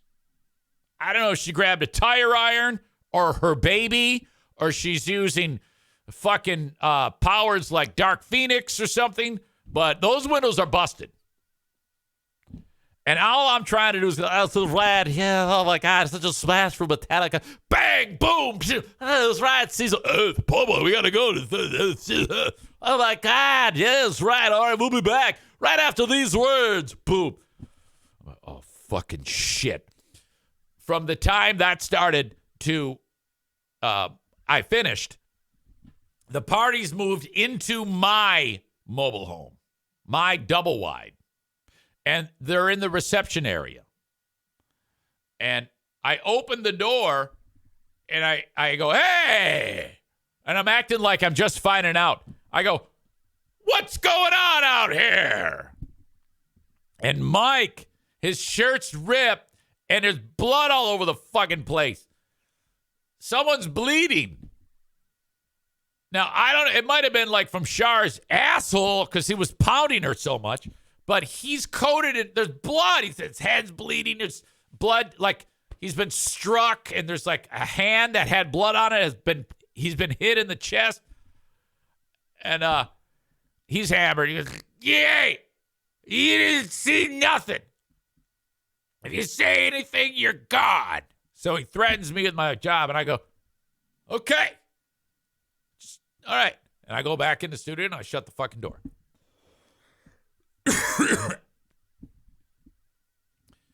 A long time passes. Kevin has climbed out of the window that he was hiding in and he backdoored it all the way around the property. Fucking army crawled to his car, unlocks the door from the ground, opens it, slides in, starts the motor. He leaves. I'm alone with these psychopaths. Like, you motherfucker. Totally bugs out. God damn it. I hear cars. I hear more glass breaking. I hear screaming, yelling, children crying. It turns out Mom actually held the boy, his name is Neil, up to the glass to say, this is what your dad is like, to show him. As the legend, as the story has been told. I didn't see that with my eyes. That's just what I was told. So Kevin dips. I'm alone with this crime scene. Open up the fucking door. Look out. Everybody's gone. Thank Christ. I'm waiting for audience members who, because they would constantly, especially on Friday nights, would bring you beer. They love the radio station. They just drive up, throw a 6-pack of beer or 12-pack of beer into the snow or onto the front lawn, and you go, and it's like a bar. It's ridiculous. I'm like, God damn it, I hope that happens tonight. I find a pack of smokes. Someone smoked. I grab a pack of smoke. I'm just fucking fried. Phone rings. It's the hotline. Oh, shit. Hello. Yeah, this is Mrs. Mike, and I just wanted to say thank you for lying to me. And I'm like, well, hold on. And I don't know how I did it, but in the course of the next 3 or 4 hours, I was a ear to her. Because Mike left. She's at her house with her kids now. And after that initial, what she said, I managed to somehow, this is the first time I ever realized I had the ability to talk my way out of shit. Because I basically just let her talk. And then she kind of punched herself out. And then I started to just speak to her. And slowly, but surely, she thawed and stopped being angry at me. And I was actually helping her for extended time. I was the ear. This gets better. Because after the first several minutes of conversation, I said, Mrs. Mike, can you hang on? I've got to run to the bathroom. I put her on hold. And I walk out. I'm like, God damn it, I need a smoke. I start smoking. And then all of a sudden I hear,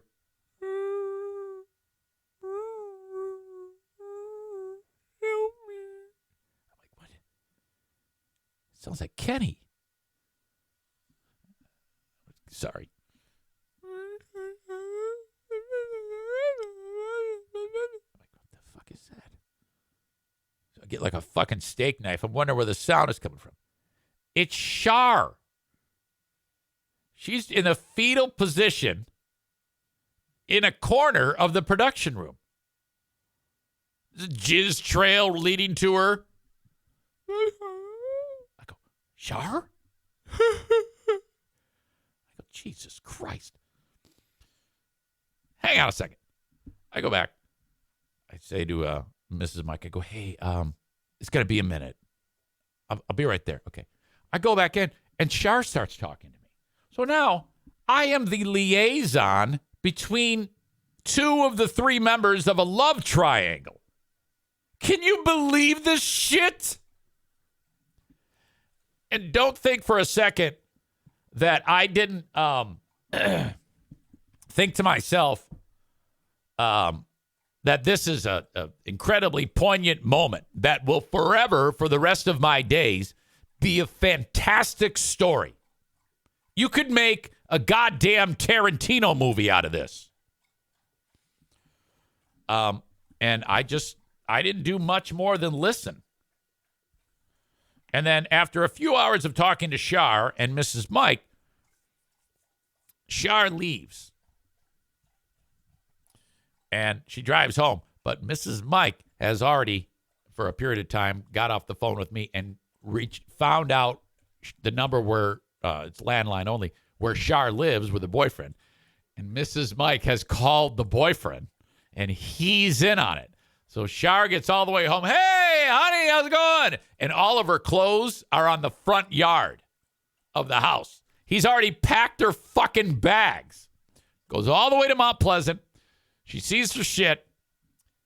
He puts it all in the car, and he says to her, I'll drive you one place. Where are you going to go? Guess where she went? Right back to Eric. So it's like 11:30 at night. I've been talking to Mrs. Mike for hours, consoling her. And then I see lights coming down the drive. I don't know this has happened. Coming down the long drive leading up to this dirt parking lot. And I'm out there having a cigarette. And he gets out and he opens the door and he gives me a nod. He knows I'm clean. I had nothing to do with this. He goes over to her, so opens her door. She gets out, and then he opens up the trunk, throws the bags onto the front lawn, and he says, see you later. He fucking takes off. I go, oh, Jesus Christ, Shar. All right, let's go. I get it. She gets into the fucking radio station. And I just talked or I just listened. I didn't do anything, you know. And then she slept on the couch. I actually got her a bunch of blankets and put it. I go, all right, Shar, this is, I guess, where you're sleeping. And then the guy who's on overnights, Tom Vanderveld, I go, dude, here's what's up. So I filled him in on everything. And and then that was it. I don't even know whatever happened to her. That was on Friday. Saturday, I get a phone call. Everybody has to show up at the radio station for an emergency meeting. General manager's there, Mike Thomas. He's dead now. He died young. I love that guy. So, this is back when the radio stations had staffs. So there's like 30 people that are crammed into this little mobile home. And Mike comes in, and he's all together now. And he explains what happened. And he apologizes specifically to me. And he threw himself on the mercy of the court. And from that point, he immediately dove into Alcoholics Anonymous. He had realized that this was the rock bottom. I saw the rock bottom. And he never drank again. And he saved his marriage somehow. Mrs. Mike had the grace to keep him around, and he fucking fixed it. And so we have this shared history, and I'll call Mike from time to time. And his wife, I have never spoken to her since then. We still talk, Mike and I. But and he knows I tell this story. I go, yeah, for every now and then, someone will remind me. And I will tell the thing from the very beginning. Florida man says this incident probably took 30 years off of his life. Kenny says he must have made a ton of money. LOL. I don't get it. I don't understand what you mean by that. Because that's why he stayed with her? Oh, no, he didn't actually. She just took him back. Maureen says, look at Darla. She's just beautiful. Hi. How you doing, big girl? How's it going? She's fantastic. And that's one of the most epic stories ever. And I'll be the first to admit, occasionally you might get some embellishment on a story just to make it hilarious or interesting. I don't have to with that story. To me, the show stealer in that is Kevin the engineer for skipping down the hall to the end of Enter Sandman with, she's here. And then him dipping out through the window, running around back, army crawling to the car and getting in and leaving me, the motherfucker. Whatever happened to Shar? I don't know. I'm going to try and find out right now. You ever do that? Just somebody pops in your brain and you look them up on Facebook? I did that once and it cost me a kidney. That was how that all unfolded. I just happened to look up Jeffrey's name.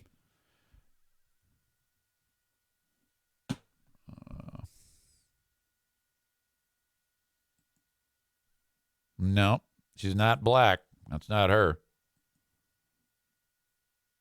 Yeah, she's a very common name, so who knows? Who knows? And she may have gotten married. She's got to be I'm guessing close to 60 years old now. But she wanted to screw that night. I'll tell you what. That could have been me. That might have fucked me up. Holy shit. All right.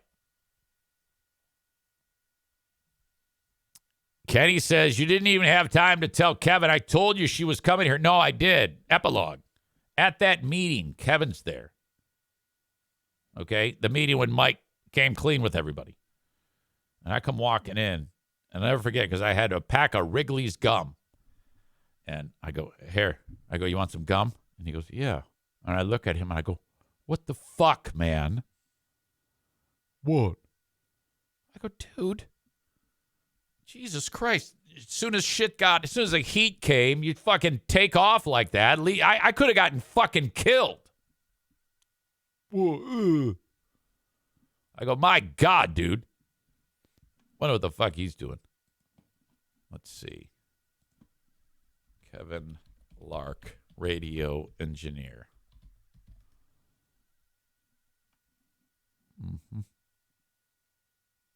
Boy, I don't know, man. Such a common name. Probably retired. Everybody's retired. Mike retired. Mike went on to become a program director. Okay. After that, I think he was a program director in Kalamazoo at WRKR. Mike was a program director in Iowa on a radio station years later that he ended up picking up the Free Beer and Hot Wings show. So we've kind of crossed paths in weird ways over the years. He wanted me to do the WRKR morning show in Kalamazoo in 1998. But it didn't work out. And he was running that radio station, and I ended up moving to Tennessee. And if I had taken the Kalamazoo job, I would have never gone to Tennessee and never had my time with Free Beer and Hot Wings, which led me to where I am now. If I would have taken the Kalamazoo job with Mike. And he probably would have had sex with me. So there's that. Okay. That is my time. So who's our asshole of the day? This has been a fun-filled festival. Brandis says, when Free Beer and Hot Wings were in Iowa, that's how I found you, Eric Zane. And now you're in Wisconsin? What the fuck was the name of that? It was at Cedar. It was Cedar something, Iowa. Cedar Springs. No, Cedar something. It's Cedar something, Iowa. I don't remember. So long ago. By the way, Cedar Rapids. When Mike eventually fired. Mike was, after I left Free Beer and Hot Wings, I got fired. Mike eventually fired them.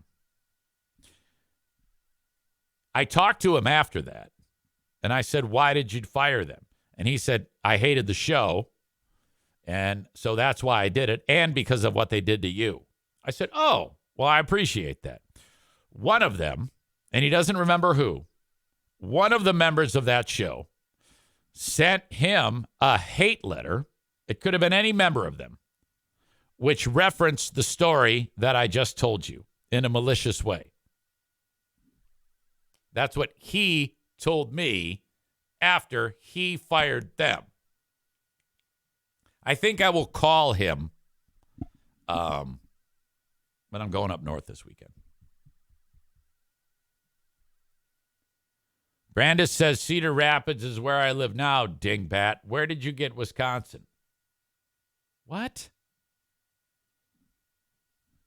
Oh, fuck. Kyler shows up late and immediately fats out. Says, asshole of the day, your hairline. My hairline looks fantastic. What are you talking about? He says, your sponsor actually has your haircut right, though, for once. Well, yeah, I get my haircut at King's Room Barbershop. I can get my hair cut. You'll always be disgustingly fat. You'll always have tits bigger than Dolly Parton.